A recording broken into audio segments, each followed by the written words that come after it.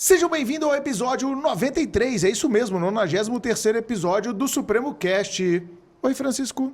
Bom dia, boa tarde, boa noite, boa madrugada, ouvintes do Supremo Cast. Bruno, Diga. Famílias multiconjugais são já uma realidade brasileira ou é só safadeza mesmo? Realidade fática, sim. Jurídica, a gente vai entender um pouco mais nesse super episódio do Supremo Cast, onde a gente tem a volta do direito civil, Chico. Finalmente, o direito de família voltou ao Supremo Cast nesse episódio 93. E para consagrar essa volta do direito de família, a gente convidou uma das maiores autoridades brasileiras sobre o tema. Ele é presidente do Instituto Brasileiro de Direito de Família, o famosíssimo IBDFAM. Ele é mestre e doutor em Direito, professor, autor de inúmeras obras jurídicas. O meu amigo, seja bem-vindo, Rodrigo da Cunha Pereira. Olá, Chico, Bruno, um prazer muito grande estar aqui com vocês. Sinto muito honrado de estar aqui no Supremo, conhecendo o Supremo, né? Esse nome fantástico, para a gente fazer esse bate-papo aí. Prazer é nosso. Que ótimo. E quando eu fui convidar o Rodrigo, sabe, Chico, ele ano passado me convidou, né, para uma live, foi super legal a live que a gente fez sobre bens digitais e etc. E quando eu fui convidar o Rodrigo, eu falei: e aí, o que você acha de a gente bater o papo sobre o tema? Ele: Bruno, eu gosto do tema multiconjugalidades, acho que dá para falar muita coisa interessante. Então, já vamos começar, né, Chico, esse bate-papo. Vamos. Multiconjugalidade. Você perguntou, é uma realidade brasileira? E aí, Rodrigo, é uma realidade brasileira ou não? O que significa essa nomenclatura, esse tema, para quem ainda não ouviu falar? E já emenda se ela é ou não uma realidade brasileira, amigo. Pois é, na verdade, essa expressão é uma expressão nova, né? Nova. O direito de família ele tem um novo vocabulário. Paternidade socioafetiva, multiconjugalidade, essa é novíssima. Pouca gente ouviu falar essa expressão, que significa a conjugalidade com mais de um, que pode ser tanto nas uniões poliafetivas quanto nas famílias simultâneas. Famílias simultâneas ou paralelas, que eu prefiro simultâneas, que é o que o Código Civil ainda chama de concubinato, que é uma expressão pesada, pejorativa. Antiga. Né? Então, eu prefiro chamar de famílias simultâneas. Por que eu não gosto de chamar de famílias paralelas? É porque paralelas dá essa ideia de um paralelismo de duas retas que nunca se encontram, e, na verdade, essas famílias elas se encontram em algum momento. Nem que seja na fila do INSS para receber a pensão. Ou no enterro, né? Ou no velório. Exatamente. Se encontram em questões jurídicas, inclusive, né? Mas, geralmente, no enterro ou na fila do INSS para receber a pensão. Esse nome eu achei ele fantástico, porque ele abarca realmente mais de uma situação jurídica, né? Então, trazer esse nome multiconjugalidades, eu achei, quando você me colocou o tema, eu falei: nossa, super interessante, a gente precisa debater isso.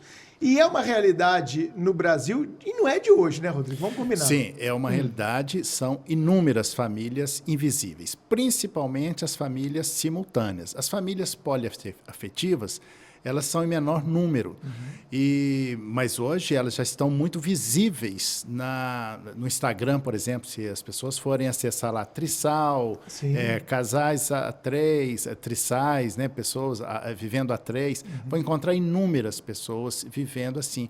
E isso é uma forma de publicizar, né, dar publicidade a isso, que é como se fosse uma reivindicação de um lugar ao sol, porque elas também são invisíveis para o ordenamento jurídico brasileiro. E aquilo que é invisível, ela não existe. Então, a forma de afastar, né, é dar invisibilidade a essas famílias, né, e principalmente as famílias simultâneas. A maioria dos julgados é no sentido de que elas não existem. Elas existem, mas nós não podemos dizer que elas existem. Isso é a hipocrisia, é uma hipocrisia moral, né? Que é contaminada aí por esses julgamentos que têm feito muita injustiça, né? Aliás, a história do direito de família é uma história recheada de exclusões, de expropriação de cidadanias, e agora com as famílias simultâneas da mesma forma. E seria legal, então, para o nosso público, que a gente estabelecesse nesses momentos iniciais como a nossa lei, a nossa Constituição trata a unidade familiar. Existe no nosso Código Civil uma especificação direta de que a família deve ser apenas de um homem e de uma mulher, ou pelo menos de duas pessoas? Como a nossa lei, a nossa Constituição trata o tema? Pois é, direito é interpretação. Certo. Né? E a interpretação da Constituição do artigo 226, especificamente, que está lá assim, o Estado protegerá, ele elencou 3 formas de família. Constituída pelo casamento, constituída pela união estável e constituída por qualquer dos pais que viva com seus descendentes, ou seja, as famílias monogâmicas, as famílias monoparentais. Mas isso deixou fora várias. Por exemplo, as famílias anaparentais, que são as famílias de irmãos que vivem juntos. Alguém duvida que 3 irmãos, 2 irmãos vivendo juntos, tem ali uma família? Não, ninguém duvida. Por quê? Porque não tem um conteúdo moral. Quando nós falamos de famílias a 2, né, das multiconjugais, ou mesmo das famílias homoafetivas, que já foi uma barreira que nós já ultrapassamos por uma interpretação, né? Ou seja, aquele elenco ali do artigo 226, ele não é taxativo, ele é exemplificativo, porque novas estruturas parentais e conjugais estão em curso, quer queiramos ou não, gostemos ou não. Então, isso é difícil de aceitar, mas é um caminho sem volta. Mas, enquanto isso, o mundo jurídico resiste às inovações, a aceitar essas famílias que são diferentes. Portanto, não reconhecer essas famílias, seja de que forma for, é uma inconstitucionalidade. É uma leitura rasa da Constituição não reconhecê-las. Mas o que acontece é que, nesse não reconhecimento, a leitura que se faz para não reconhecê-lo é sempre um julgamento moral e não jurídico. E isso é um problema. Ou seja, continuamos repetindo a história de injustiça que até pouco tempo, até 1988, né, a data da Constituição, os filhos havidos fora do casamento não podiam ser registrados. Imagina, eles eram ilegítimos. Eles existiam, mas não se podia dizer que eles existiam. Né? Quer dizer, olha que hipocrisia. Será que nós vamos continuar repetindo essas injustiças históricas? Né? E por que isso afeta tanto? E aí que entra a minha particularidade, que é o estudo da psicanálise, né? A compreensão da psicanálise, que é nada mais, nada menos do que a compreensão do sujeito de direito como sujeito de desejo, que vai tecendo essas tramas todas e, na verdade, não tem como negar isso, mas as pessoas continuam negando. Ou seja, na verdade, há um negacionismo, né? Nós entramos num negacionismo jurídico do reconhecimento. Elas existem, mas não pode dizer que elas existem. Excelente. Né? E a gente vendo, eu concordo 100% com o que você falou, como civilista, sabe, Rodrigo, de que realmente a história do direito de família ela é uma história de exclusão e de injustiça. E como é lento, né, o desenvolvimento disso. Você citou um ótimo exemplo, que é o das famílias homoafetivas, que, o STJ reconheceu primeiro, depois o STF reconheceu, e até hoje a gente não tem um instrumento legislativo que forneça segurança jurídica, em que pese, lógico, direito à interpretação, isso já está mais do que sedimentado nos tribunais superiores, isso é reconhecido administrativamente em várias frentes, especialmente previdenciária, isso a gente já não tem mais tanta dificuldade como há 15 anos, vamos colocar assim, 20 anos atrás, a gente tinha. Você acha que essa caminhada das famílias, seja as famílias poliafetivas, seja as famílias paralelas, teve um julgado relativamente recente dos tribunais superiores vedando o reconhecimento das famílias paralelas. Você coloca isso já no seu radar de calma? A gente precisa primeiro passar por essa fase da negação de um certo conteúdo moral, de um certo negacionismo, de argumentos rasos de inexistência de norma jurídica para esse reconhecimento, que sempre passa por isso, né? Quando se quer, se tira o zap da legalidade. Não, olha, eu até gostaria de reconhecer, mas a lei ainda não reconheceu, eu tenho que esperar o legislador reconhecer. Foi por isso que eu comecei com essa pergunta. Sempre tem um julgado que apela para a legalidade quando lhe é conveniente. Você já coloca, com a sua maturidade acadêmica, que é um processo necessário, primeiro, se negar, depois se passar a dar uma parcelinha de direitos, depois aumentar para depois haver um reconhecimento total? Porque foi mais ou menos isso que a gente viu na seara da família homoafetiva, foi mais ou menos isso que a gente viu na seara da própria união estável, se a gente remontar mais à década de 90, à década de 80, até assim, uma questão que não é totalmente direito de família, é uma questão mais de direito à identidade, direito ao corpo, com a questão dos transgêneros também, teve muita questão moral, muita questão conservadora no reconhecimento do direito à identidade, do direito ao corpo dessas pessoas. Você já coloca no seu radar, com a sua maturidade acadêmica, que é preciso caminhar aos poucos para que se chegue lá? Ou como é que você enxerga essa questão? Foi necessário uma revolução. Sim, a revolução do amor. Pois é. Para Luc Ferry. E o amor é sempre revolucionário, né? A verdadeira revolução é pelo amor. Nós caminhamos muito, sabe, Chico e Bruno, e eu posso dizer um marco importante que começou há 25 anos, que foi a fundação do IBDFAM, Instituto Brasileiro de Direito de Família, que nós nos reunimos, né, um grupo de cabeças pensantes, e hoje nós somos mais de 20 mil associações e tal, associados, e começamos a pensar isso, trouxemos para o centro da cena jurídica novos valores jurídicos, e esse valor norteador, que é o afeto, ele começou a revolucionar tudo. Continuamos revolucionando, tanto nas famílias conjugais, que é mais difícil porque tem sempre um conteúdo moral, quanto nas famílias parentais. Mas isso nós temos avançado. Por exemplo, nas famílias homoafetivas, foi uma interpretação. O Brasil é o único país do mundo que não tem uma legislação sobre isso, mas pelo menos quebrou no Brasil esse monopólio, né? Porque o casamento deixou de ser um monopólio da heteroafetividade, né? E aí nós inventamos uma palavra nova, homoafetividade, porque as palavras têm força e poder, né? Elas têm um significado e um significante. Então, quando você tira quando você ressignifica, né? Por exemplo, quando veio há 45 anos atrás, desquite, mudou a expressão para separação judicial, né, com a lei do divórcio, que está fazendo 77. esse ano, 77, né, fazendo 45 anos esse ano, e você muda um pouco ali, né, quando você substitui a expressão visita por convivência familiar, né, você vai ressignificando. Então, quando você substitui Pátrio, poder familiar, que agora estamos lutando para que seja autoridade parental, que seria um passo adiante, né, interdição por curatela, porque interdição da pessoa com deficiência. Não se interdita pessoas, não se interdita direitos, né? Você protege pessoas. Então, você vai mudando as palavras, vai ressignificando, né? São os significantes. Então, nós criamos essa expressão, homoafetividade, isso você suaviza isso, né? É a luta pelo direito, esse novo vocabulário que vai ajudando, mas, por exemplo, quando nós criamos essa expressão, isso tem certeza que isso facilitou, né? Isso veio evoluindo.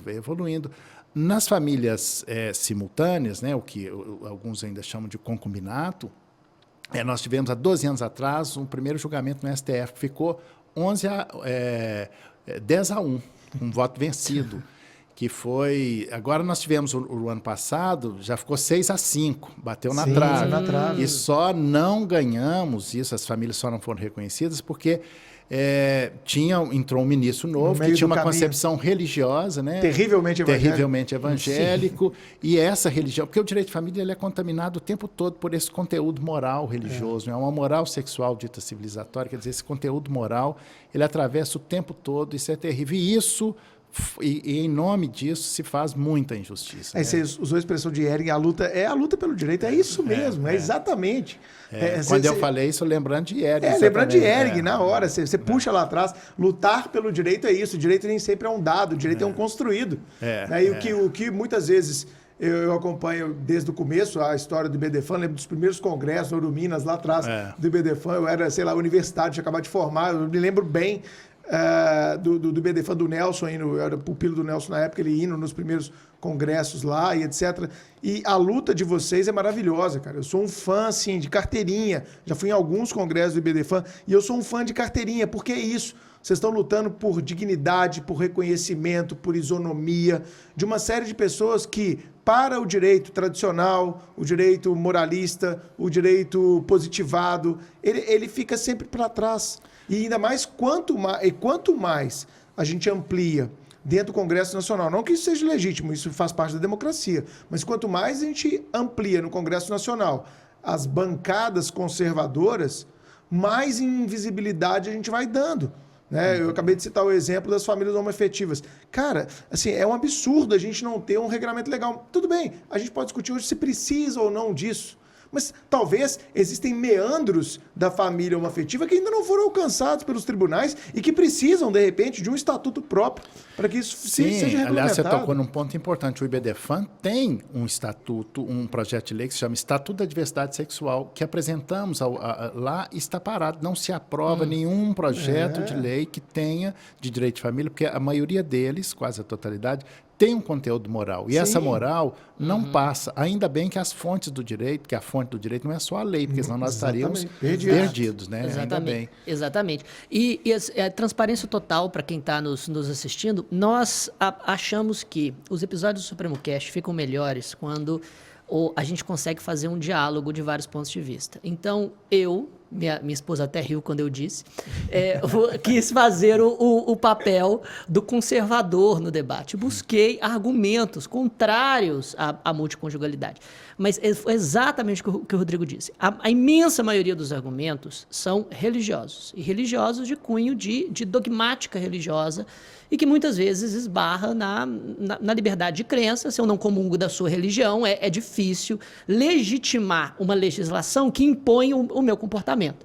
Mas eu vou tentar ainda filtrar alguns desses argumentos para a gente tentar qualificar o debate. Então, a gente falou um pouco sobre a evolução, e eu considero uma evolução imensa, o reconhecimento da homoafetividade enquanto um formato de união completamente legítimo, assim como a união heterossexual. Mas acredito que há uma diferença entre as famílias, vamos chamar de paralela só para facilitar a compreensão, e uma família homoafetiva. Porque, na realidade brasileira, na boa parte das vezes, a família paralela envolve algum tipo de clandestinidade por parte de um dos membros. Ou não. Ou não, mas muitas vezes, mas pode envolver. Grande parte, sim. E a sociedade brasileira ainda nutre um valor cultural muito grande pela formalidade do casamento e por tudo que ele preconiza. Sacralidade, né? Eu usei a palavra formalidade justamente para tentar sair do argumento religioso.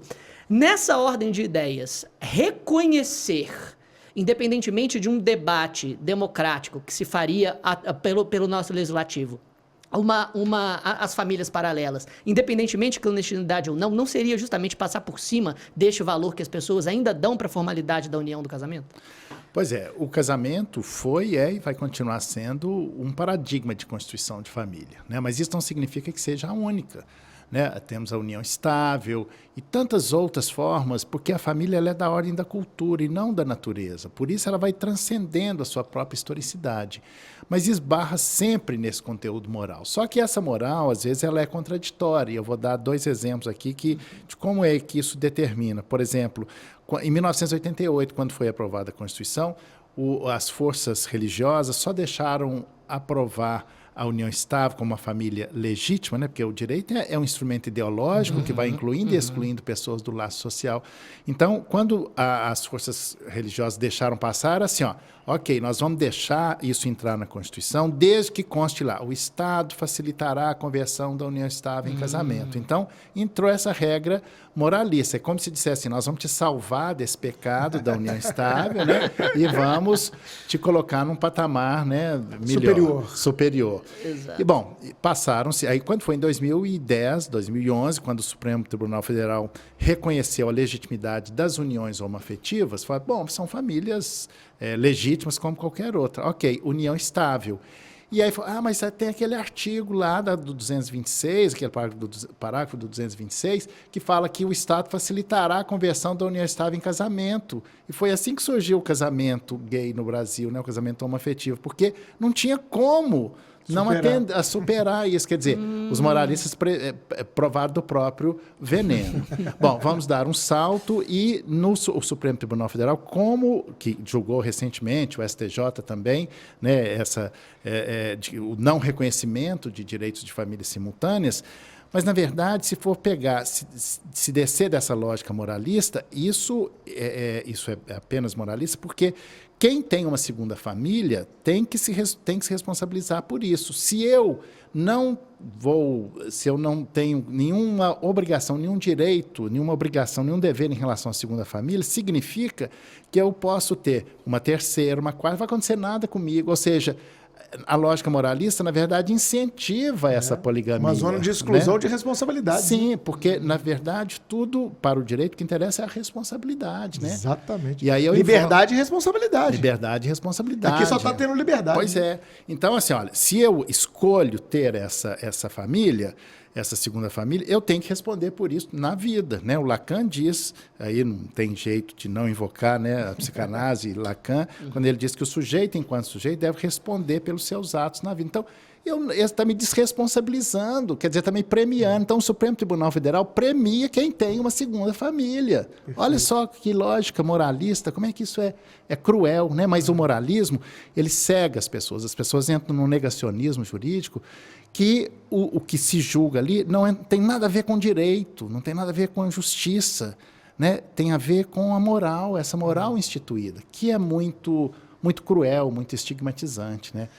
E mais, né? Eu acho que mais do que cruel e estigmatizante, é antidemocrática. Sim. Completamente antidemocrática. Eu acho que decisões como essas, num breve tempo, pensando na luta pelo direito, elas vão ser vistas como, além de absurdas, como inconstitucionais.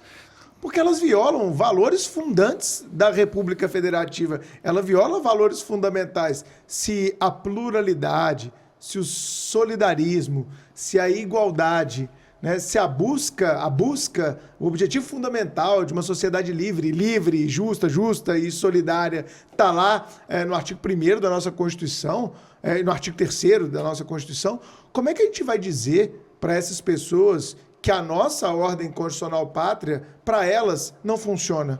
E mais, como é que nós vamos dizer para uma pessoa que não professa valores morais, não professa, Chico, como você colocou, muitas vezes valores cristãos sobre o casamento, sobre sua sacralidade e etc., que elas estarão desprotegidas? Então é um longo caminhar e que eu acho que a gente vai ter que ultrapassar em breve tempo. Você ia falar? Pois é, não, é porque a partir da segunda Constituição do Brasil e primeira da República, que foi de 1891, que o Estado se separou da Igreja. Então, a luta pelo Estado lá começou lá, que nós avançamos. No atual governo, a gente retrocedeu, porque tem uma influência religiosa muito grande. Retrocedeu demais. E para se ter as políticas públicas, todas em direção à família, são para as famílias tradicionais. Essas outras famílias é como se não existissem, vão ficar na invisibilidade. E mais, tem projetos de lei que deram até o nome, copiando um projeto do IBDFAN, de Estatuto da Família, para dizer o que é família. Mas o objetivo é só excluir as famílias homoafetivas. Está lá esse projeto tramitando para acabar com o direito. E eu vejo, Rodrigo, em vários projetos desse teor, eu vejo um cunho muito assim também de vários deputados e senadores que falam para sua base conservadora, jogando literalmente para a torcida. Eles fazem esses projetos, como esse que você citou, para jogar para a torcida, para no período eleitoral levantar o dedinho e falar: fui eu que propus. Se a gente olhar, eu já escrevi muito sobre o tema, você sabe disso, né, Chico? Se a gente olhar a legislação do aborto e os projetos de lei sobre aborto que tem no Brasil, é uma completa aberração, a ponto de excluir, Chico, você sabe disso, né? Sei. Excluir as hipóteses do 128. Sim. Tem projeto de lei no Brasil para excluir as hipóteses autorizativas do aborto, em caso de risco para ainda mulher. Que estupro e ainda que necessário para salvar a vida da mãe. Sim. Desígnio divino, está na fundamentação da justificativa da apresentação do projeto de lei. Então, quando eu escrevi sobre isso, eu falei: olha, isso aqui para mim está muito claro. É para jogar para a torcida, para ter mais voto na próxima eleição. E ainda que custe a vida de uma adolescente de 10 anos, 11 anos, como foi noticiado aí. Como já aconteceu, né? E está acontecendo várias vezes. Então, eu acho que o retrocesso ele é muito grande. Então, quando a gente fala de Estado laico, tem pessoas, e esse governo que está aí, a gente pegando um pouco do seu gancho, ele retrocedeu demais ao usar frases do tipo: o Estado é laico, mas o presidente não. Para dizer como vai ser a forma de governar. Isso é um absurdo. Isso aqui já é um absurdo, já é uma aberração democrática que qualquer pessoa que entenda minimamente democracia tem que se insurgir contra isso. Até mesmo o cristão. O cristão tem que ser o primeiro a se insurgir contra uma fala dessa. Porque uma fala dessa não tem nada de cristão. Essa fala tem tudo de intolerância.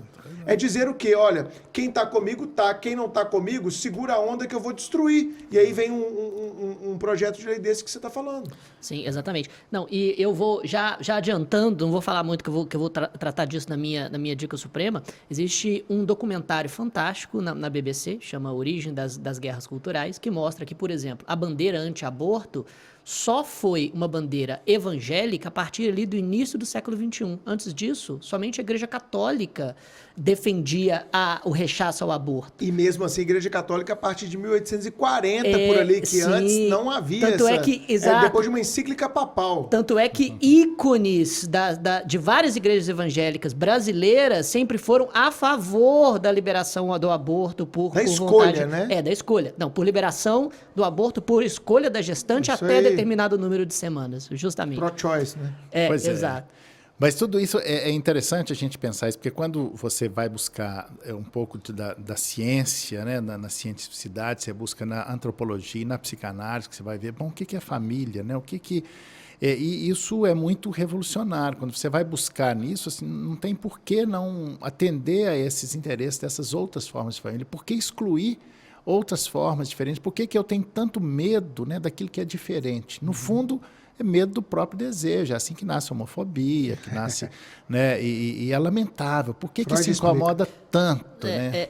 Também pesquisando para tentar fazer a voz conservadora, e é muito difícil, eu cheguei em Força, Chico, força. Cheguei em argumentos de um intelectual extremamente famoso hoje, o Jordan Peterson. Ele é um professor de psicologia canadense e é uma das grandes vozes conservadoras no mundo, né? Uma das mais eloquentes, por assim dizer. E ele tem justamente esse argumento com relação ao medo. Ele diz, olha, toda a estrutura social e cultural da sociedade ocidental foi construída com base na moralidade judaico-cristã, que pode ser opressora por algum ponto de vista, mas ao mesmo tempo é ordeira. E que abandonar esta ordem, como propõem muitos progressistas ou pós-modernistas, pode causar males que nós não somos capazes de prever. Esse não seria um argumento, talvez, para se ter pelo menos uma certa parcimônia, pelo menos um certo debate um pouco mais democrático com relação à legalização das famílias. Pois mas eu acho que a psicanálise destrói facilmente esse argumento. Eu né, também Chico? acho, mas eu estou aqui.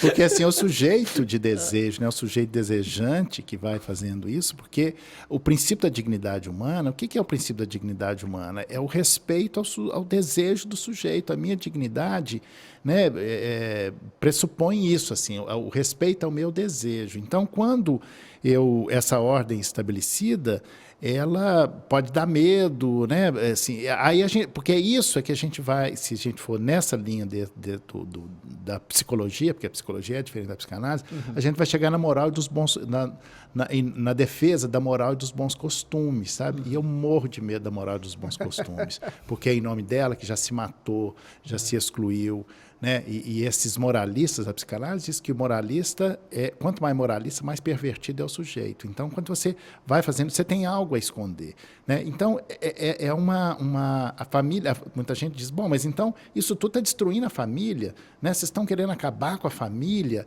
E olha que em 2010, quando eu estava articulando no Congresso Nacional para a emenda, que hoje é a Emenda Constitucional 66, que é um projeto do IBDFAM para simplificar o sistema de divórcio no Brasil, eu ouvi as mesmas coisas moralistas de 1977. Vocês estão acabando com a família, né? Vai desestabilizar, vai facilitar.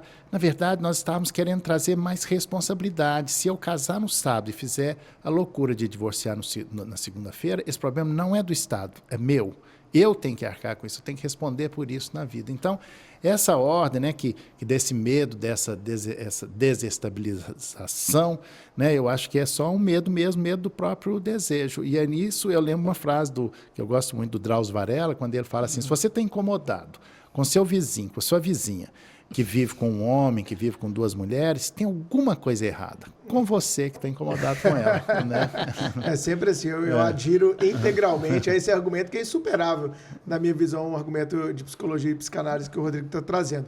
Agora, para a gente falar um pouco mais sobre, você falou desse projeto que tem de Estatuto das Famílias, Estatuto da Diversidade, da Diversidade, mas tem também no IBDFAM, tem um projeto de Estatuto das Famílias. O Estatuto das Famílias, tem um projeto que chama Estatuto da Família, que esse projeto moralista para excluir as uniões homoafetivas. O nosso é um Estatuto das Famílias. Das famílias, no plural. Das famílias, no plural, que abrange todas as formas de famílias, que por uma questão de estratégia legislativa, nós fizemos um recuo pedindo o arquivamento, porque nessa legislatura ele não seria aprovado. Poderia ser arquivado e tal. Então, nós resolvemos recuar, porque ao articular a aprovação desse estatuto, eu tive uma grande decepção, né, com os parlamentares com os quais eu conversei, porque tinha muita coisa lá revolucionária, né? E eles precisavam bancar isso e se ia tirar voto deles. Então, e nós escolhemos a dedo uma senadora muito comprometida com direitos humanos, porque direito de família hoje é direitos humanos. Claro.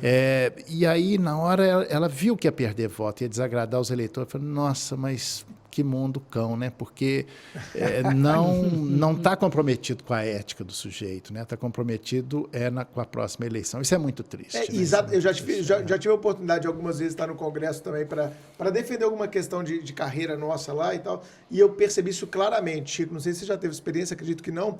Mas você conversa com o parlamentar ali no pé do ouvido, ele te fala assim, ó, com o jeito todo político dele. Eu concordo integralmente com o que está aqui escrito.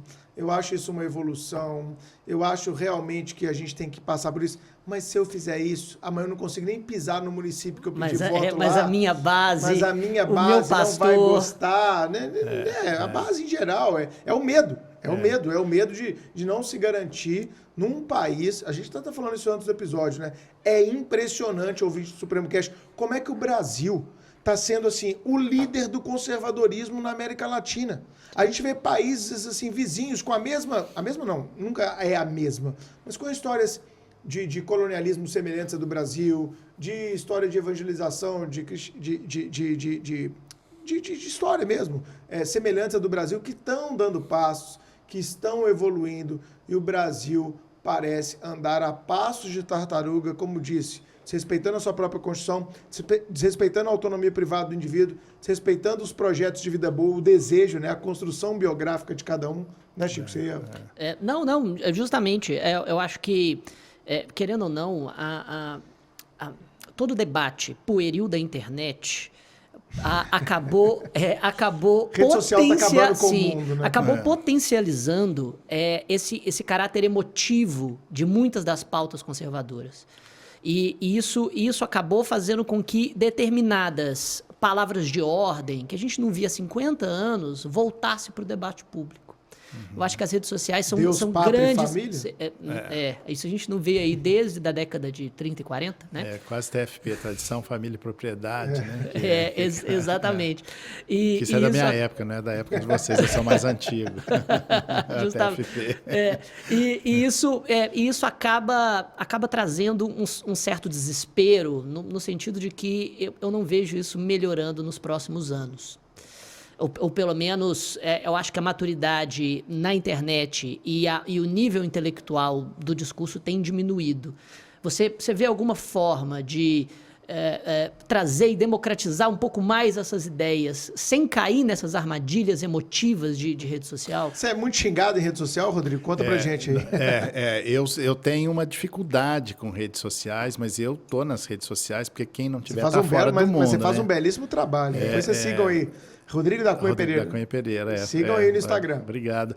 Mas eu faço com dificuldades, porque quem é profissional hoje tem que estar mostrando a cara ali, e quem não tiver está fora do mundo, né? Sim. Mas eu tenho muita crítica e, na verdade, a gente não pode deixar de ter esse olhar, porque as redes sociais, elas, na verdade, se tornaram o shopping dos narcisos, né? Do narcisismo. Então, isso é um problema. Então, a gente tem que estar muito atento a essa questão do narcisismo, e isso banaliza o debate, né? Assim, a intelectualidade, isso faz com que as pessoas estejam lendo cada vez menos. Isso me preocupa, sabe? As pessoas lerem, porque os textos são cada vez mais curtos, o tempo tem que durar 30 segundos. As músicas têm que durar o tempo do TikTok, é isso que nós estamos vivendo. As pessoas não fazem mais música. O Renato Russo hoje estava morto, ele não conseguiria nunca fazer faroeste caboclo. Porque não caberia num Rios. No riff do violão já tinha acabado. Então, isso dá uma banalizada, na verdade, uma empobrecida, né? Uma empobrecida, e as pessoas não têm reflexão. Porque quando você faz uma leitura, você está lendo um livro, você está refletindo, e nós temos que olhar para dentro de nós mesmos, né? E as redes sociais tiram a gente desse eixo central do sujeito, né? Isso é perigoso, isso banaliza,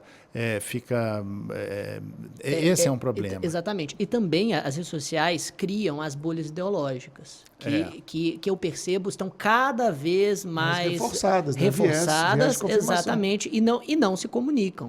O WhatsApp, que é hoje em dia uma grande rede social, basicamente é um instrumento de alienação em prol de determinadas ideias. E essas ideias estão cada vez mais belicosas dentro do discurso conservador. Já tirei minha máscara de conservador, né? Não consigo. Bom, é exatamente isso. Assim, a questão é furar a bolha, né? Porque, na verdade, a religião, que é o dataísmo, né? Que Yuval Noah Harari. E que é uma... Não tem muito jeito, são essas bolhas, né? A gente vê isso. Como furar essa bolha? Eu estou falando para a minha bolha, como é que é, né? Assim, como atingir isso? Isso aí, quem sabe disso melhor é o Bruno, né? Ô, Rodrigo, há tanto tempo à frente do IBDFAN, fazendo esse trabalho bem legal que vocês fazem, você tem sentido uma maior dificuldade nos últimos anos nesse tráfego no legislativo, na distribuição dessas ideias? Você tem sentido esse muro se levantar de forma mais forte para essas novas ideias e essas evoluções? Vocês têm debatido isso lá dentro do IBDFAN? Como é que isso tem chegado até vocês? O que tem salvado é que a gente tem buscado em outras fontes do direito, né, a evolução do direito, mas os projetos de lei dificilmente se aprovam. Por exemplo, a Emenda Constitucional 66 foi uma autoria do IBDFAN, mas articulada pelo então deputado Sérgio Barradas Carneiro, custou o mandato dele, ele não foi reeleito. Mas ele bancou, né? Isso é a ética do sujeito. Isso é triste, porque era um cara comprometido com a ética e tal. Mas esses projetos de lei são muito difíceis. Sem contar a morosidade, né? Que fazem. Então, tem toda uma articulação e esse de conteúdo moral, porque como o Congresso está cada vez mais religioso, então esses valores religiosos são predominantes. É muito triste ver isso, né? Sim. Muito triste. E para aqueles que argumentam, assim, que pode ter a ouvinte do cast... que tá pensando, poliamorismo é aquele negócio de trisal, né? Ou seja, morar 2 pessoas, 3 pessoas, 4 pessoas, 5 pessoas. Como é que fica, Rodrigo, para essas pessoas que perguntam assim, quando a gente fala em aula, né, Chico, de vez em quando vem uma pergunta aqui no Supremo, que eu falo disso em aula quando eu falo de autonomia privada, escolhas de vida, entender o direito civil passa por aí. Aí você entende qual é o papel do Estado na vida privada e aí a coisa começa a desenvolver em termos de raciocínio jurídico. O direito civil começa a ficar mais fácil. Você sai, você começa por aqui, entendendo a autonomia privada, limitação do Estado, papel do Estado na vida privada. Então eu começo minha aula normalmente por ali. E de vez em quando vem uma pergunta assim, eu entendi, Bruno, o seu argumento a respeito da poliafetividade ou poliamorismo, como queiram. Mas o menino vai ter 2 mães? Pois vai ter 2 pais? Era o meu, exatamente. Era a pergunta que eu ia fazer. Como fica justamente os menores de idade, as crianças e os adolescentes, perante essas famílias multifacetadas? Não seria necessário regras positivas para proteger esses menores, talvez? Sim, muito interessante, porque o problema de uma criança é não ter pai, não ter mãe. Pode ter 2, 3, isso é bom, isso é soma de direitos, né? É como eu vejo. Mas assim, como é que isso... Para entender o direito de família hoje, nós temos que vê-lo pela perspectiva da parentalidade e da conjugalidade, ou seja, famílias parentais e famílias conjugais. O que são as famílias conjugais? Casamento, união estável, união simultânea. Famílias parentais, as famílias socioafetivas, que é essa expressão que a gente inventou também, né, as multiparentalidade, adoção, etc. E até as famílias coparentais, porque tem gente que quer casar e não quer ter filho, e tem gente que quer ter filho, não quer casar e nem ter relação sexual. Então é possível fazer um contrato de geração de filho. O direito de família está cada vez mais contratualizado. Tá comum, hein? E está cada vez mais comum. Sim, porque como está muito ligado a isso, né, nesse paradigma patriarcal, então isso vem rompendo aos poucos, a vida como ela é. Mas voltando à pergunta, um trisal, né, que teve um filho, nós tivemos uma questão recente, assim, onde nasceu a criança, um homem que vivia com 2 mulheres, mas tem outros formatos também, uma mulher que vive com 2 homens, 3 mulheres que vivem junto, vários formatos, né? Então, essa criança nasceu, quem teve a criança, a parturiente, saiu de lá, registrou no nome dela e o nome de um homem. Então, ok, mas ficou faltando a terceira lá. Ela poderia registrar? Não, hoje não. Mas como é que ela vai registrar essa criança? Depois de caracterizada a paternidade socioafetiva, que é uma outra coisa que a gente inventou, né? Ela pode ir lá no cartório, depois de 12 anos, apenas administrativamente, ou então entrar na justiça e falar, eu também sou mãe, porque nós já conseguimos quebrar quebra esse paradigma. Eu tenho só um pai, tenho só uma mãe. Não, eu posso ter 2 pais, 2 mães. Multiparentalidade. Multiparentalidade. Isso já foi reconhecido pelo STF. Sim. Isso foi uma evolução. Por que as famílias parentais, e aí nós resolvemos dividir isso, as famílias parentais evoluem mais? Porque nelas não tem esse conteúdo moral. Então passa mais fácil nas interpretações, nas decisões. Né? Por exemplo, como é que surgiu essa ideia da multiparentalidade? Há 15 anos atrás, lá no Tribunal de Justiça de Rondônia, um homem de 20 e tantos anos falou, olha, meu pai morreu quando eu era pequeno, eu mal lembro dele, e minha mãe casou de novo, e o meu padrasto me criou, e eu tenho 2 pais. Meu pai biológico e registral, mas o meu pai, de verdade, é esse que me criou. Eu quero o nome dele na minha certidão de nascimento. E assim foi, o juiz deu, e assim nasceu o primeiro caso de multiparentalidade no Brasil. Por que foi fácil? Ninguém duvidava que ele era o pai, mas não tinha um conteúdo moral. Bom, mas aí depois não teve como retroceder. No Rio Grande do Sul, por exemplo, 2 mulheres tiveram um filho com um homem que deu o material genético sob a condição de que que ele também seria pai. Então, o tribunal teve que dar, olha, 2 mães e um pai. Aí já entrou um pouco no viés moral, mas não teve como retroceder. Então, isso... Mas foram atendimentos ao filho, né? Atendimento ao filho. Atendimento à parentalidade, ao filho. Nós estamos pensando aqui na pessoa do filho, do pai. Mas aí, quando a gente vai para a questão da família em si, aí tem um argumento moral mais forte. Parece que o filho, a parentalidade quebra isso. Né? Não sei. Porque se levar em consideração de verdade o princípio do melhor interesse da criança, você tem que dar. Exatamente. Então, esse trisal que não pôde registrar, isso foi até matéria do Fantástico, a imprensa em geral fez uma matéria sobre isso, ele não poderia registrar, a não ser que o juiz autorizasse como paternidade socioafetiva. Ou seja, pela perspectiva da parentalidade, poderia, mas pela perspectiva da conjugalidade, não, porque entra nesse viés moral. Ele não pode, 2 pais, né, pela conjugalidade, ter um filho. Não pôde. E como se não bastasse, o CNJ, que atuou como o guardião da moralidade, e no ano de 2018, expediu uma resolução, um provimento, um ato normativo, recomendando, na verdade, proibindo aos cartórios de notas de não lavrar mais escrituras de uniões poliafetivas. Porque estava começando. Porque estava começando, estava crescendo muito, né? Ou seja, toda lei existe um desejo que lhe contrapõe. Então, por que estava tendo? Porque tinha um desejo ali, então o Estado quis barrar o desejo.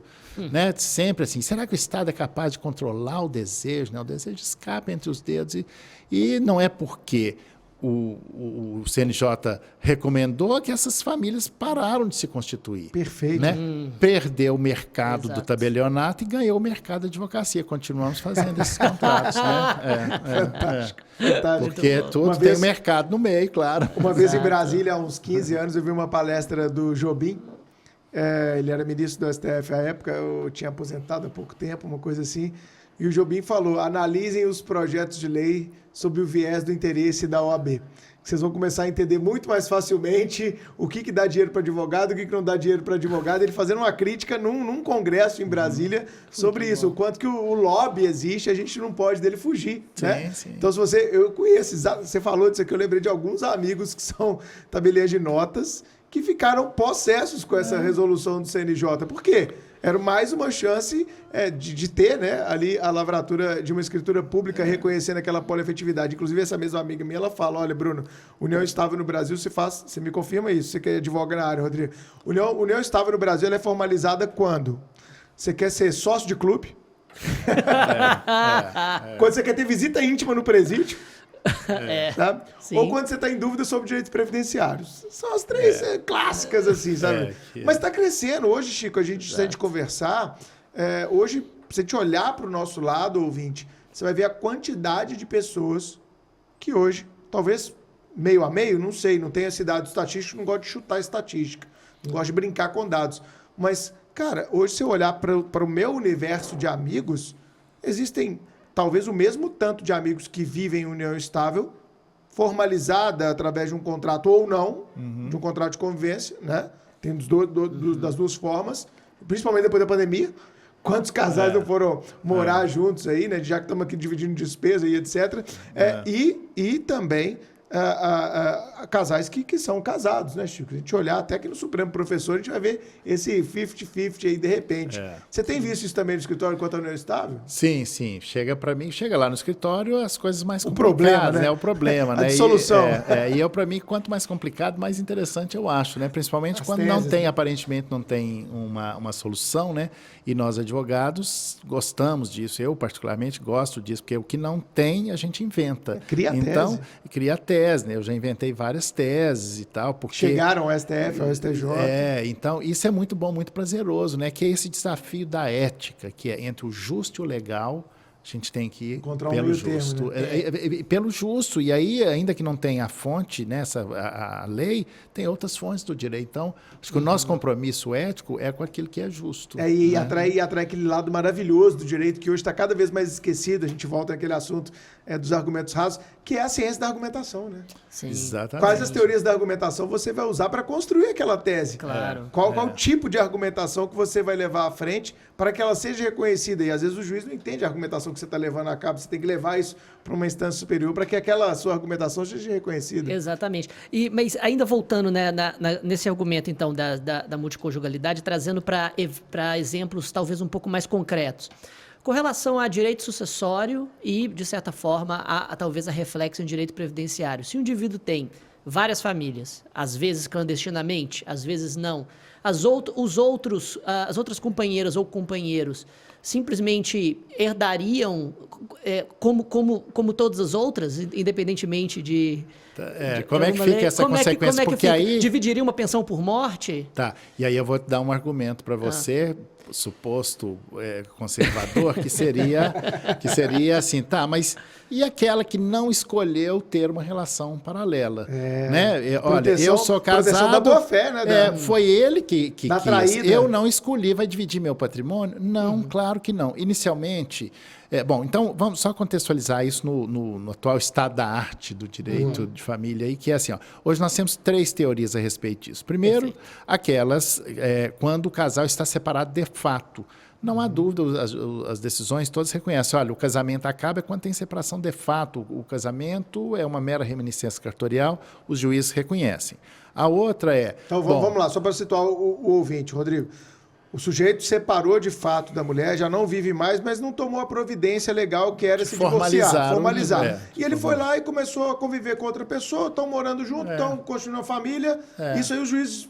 Ok, não tem problema. Não tem problema. Reconheço essa nova família dele porque já havia uma separação de fato. Essa é a primeira teoria. Que aí, na verdade, nem é paralela, porque a outra não existia. Exatamente. Mas apenas formalmente. Essa é simples. Não é problemático. Não é problemático. Vamos começar com os problemas. Paralelo. Formalmente. Beleza. A outra quando um sabia e o outro não sabia. Isso. Que aí aplica-se a teoria da putatividade. Esse nome é horrível, esquisito, essa palavra esquisita, né? Que é a aparência. Então, olha, tem uma família aqui em Belo Horizonte, outra no Rio de Janeiro. A mulher sabia, não sabia. Uma era inocente, né? A boa-fé, ou seja, a boa-fé perpassa todo o direito civil, todo o direito de família, né? Então, essa questão da boa-fé, ela conta. Aliás, foi isso que fez todos os votos vencedores, embora tenha ficado 6 a 5.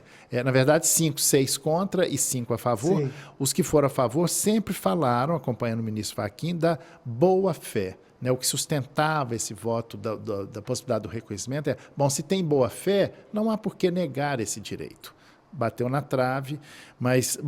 então, essa é a segunda, se tem boa-fé, né? Então, é a união estável putativa. Nesse caso, alguns juízes reconhecem. E a outra quando, em qualquer situação, independente de saber ou não, eu tenho uma união estável, eu sou casado, tenho uma união estável simultânea, e ali mas a minha mulher, a mulher do casamento, ela não escolheu. Como é que fica a partilha desse patrimônio? Então, divide por 2, porque preserva quem não escolheu, que é no caso a ameação, e a outra metade, que eu escolhi ter uma segunda, aí divide.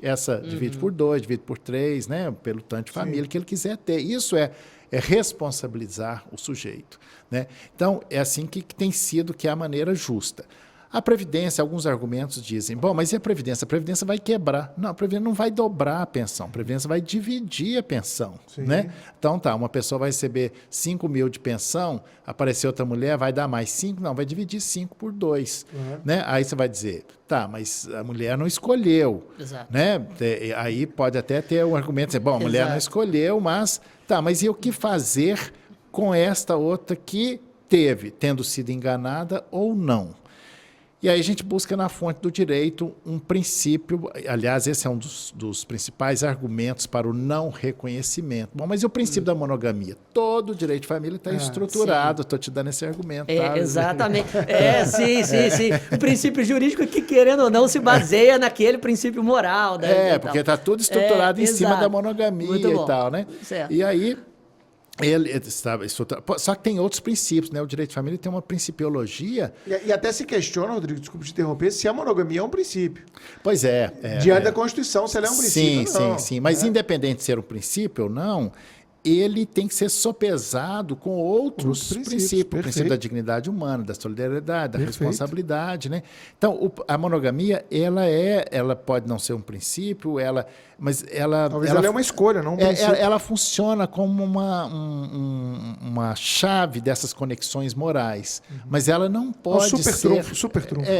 E aí...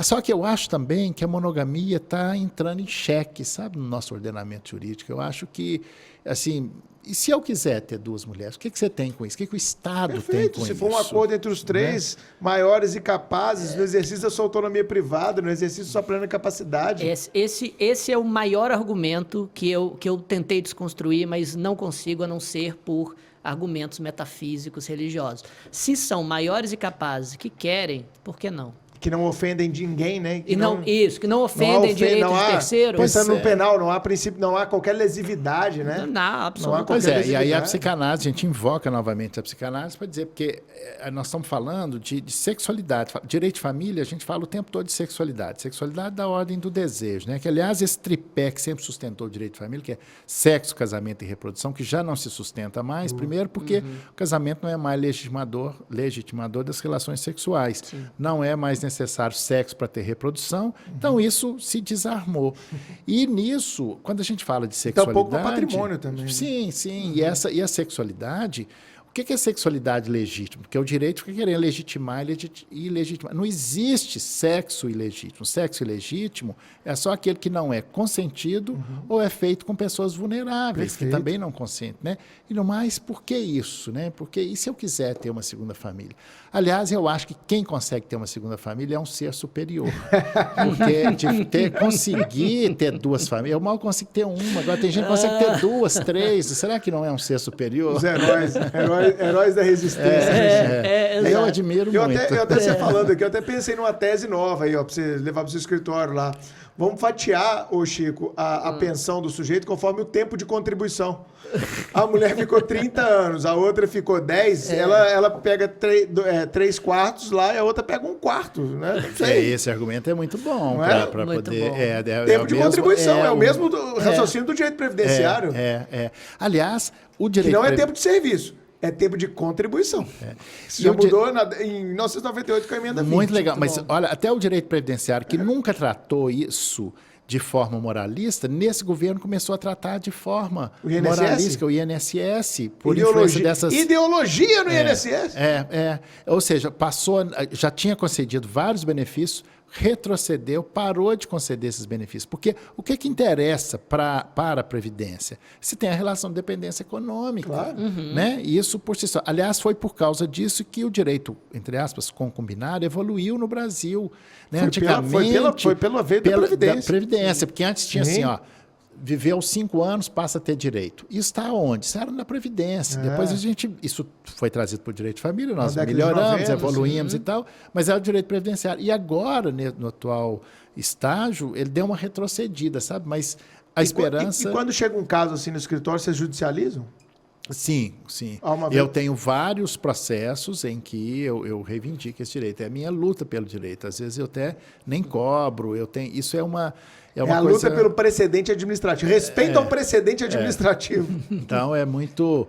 Porque nós, advogados, gostamos de ver Claro. nossas teses vencedoras. E o cliente atendido, né? E o justo sendo realizado. Excelente. Chico, vamos agora para o momento da nossa Dica Suprema. O que você trouxe hoje? Primeiramente, gostaria de dizer que eu gostei muito dessa discussão. Meu papel de conservador, eu não sei se foi muito bem feito, mas acredito que toda essa temática é absolutamente atual e que toca a problemas profundos da nossa democracia contemporânea.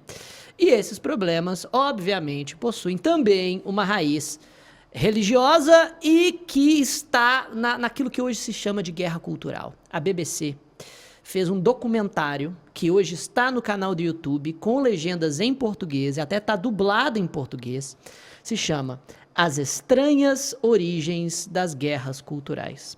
Cada episódio pega uma temática contemporânea. Vou falar rapidamente dos dois primeiros. O primeiro fala sobre o momento em que os evangélicos norte-americanos começaram a adotar a pauta anti-aborto. E não, a religião cristã não foi sempre anti-aborto, nem a religião católica e muito menos a evangélica. Aliás, a pauta anti-aborto da igreja evangélica, majoritariamente, foi adotada há pouco mais de 20 anos. É muito recente.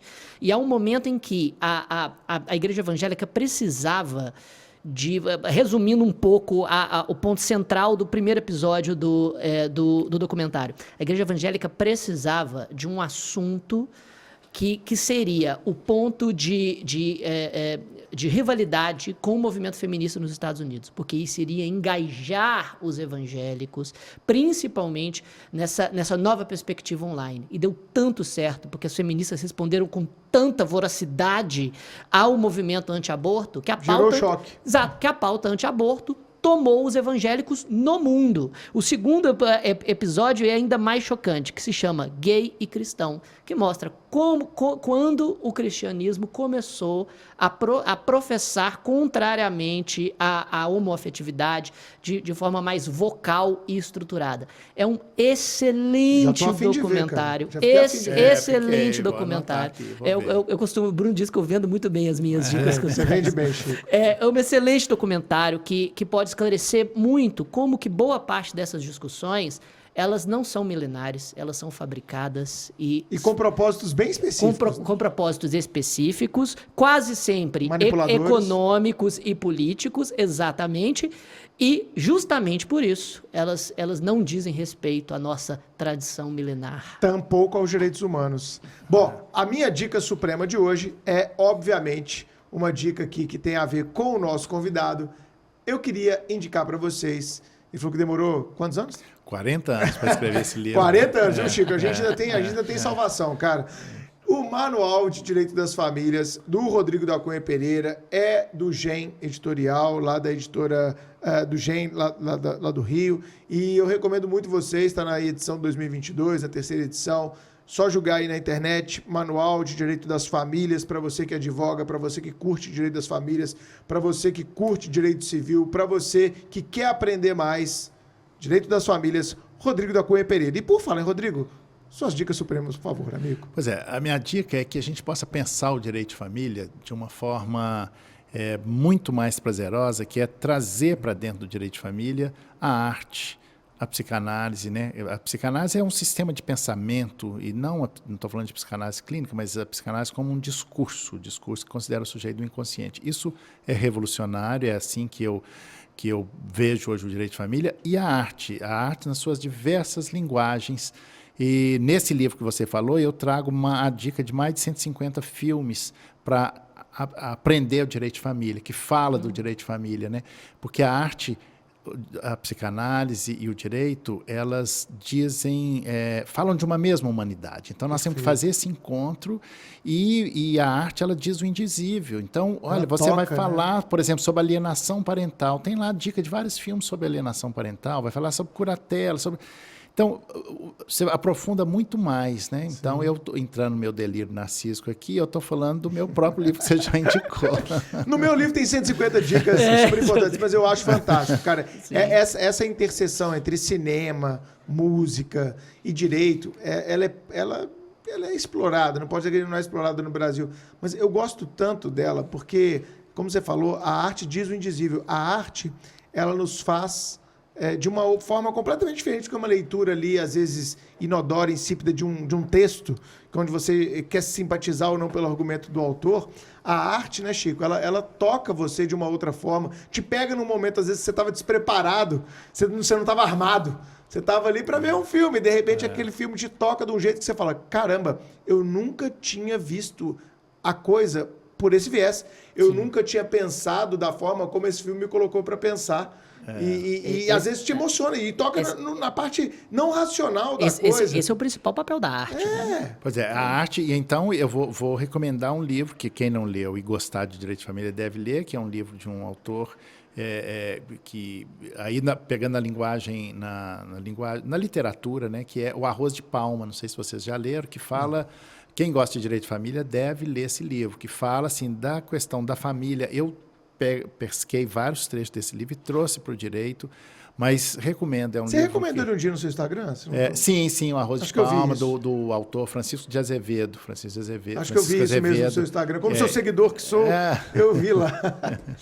Bom, foi uma honra aqui para o Supremo Cast receber o Rodrigo. O Rodrigo advoga, viu, gente? Quem precisar de uma consultoria em Direito de Família, procurem o escritório do Rodrigo, um escritório super renomado, super reconhecido, não à toa, vocês viram por esse episódio dele, e lógico, dá uma checada lá no Rodrigo da Cunha Pereira, no Instagram dele, ele está sempre lá postando muito conteúdo relevante, é uma página que merece ser seguida. Rodrigo, gostou da participação? Muito obrigado. Olha, gostei demais e assim, gostei muito desse profissionalismo, desse bate-papo informal, falando de questões tão sérias, tão profundas, mas com uma leveza, né? Porque uma história depende de como ela é contada. E nós contamos essa história aqui de uma maneira profissional, leve, até com humor, né? O humor sempre salva a gente, né?